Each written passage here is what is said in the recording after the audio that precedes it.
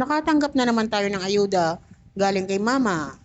Tara, buksan natin at isa-isahin. Sitaw.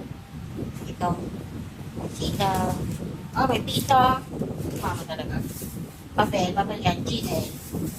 Tapos, meron din. Eggplant. Daming eggplant. Tapos, what's that? Bawang tinuyan. Kamote. Ano yan? Okra at saka kamatis. Meron din. What else? Oh, maraming tinuyan. Kamit ko yung mama ka.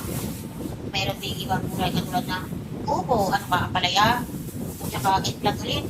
Oh, yan ka rin. Ang daming eggplant. May kalabasa pa. At saka ulam. Ulam yan ay ano po yan? Kinain na. Basta yan. Balita. Baba mo ito. B. Okay. Thank you po, Lord, sa blessings at thank you po, Mama, sa padala. Mahal kita palagi.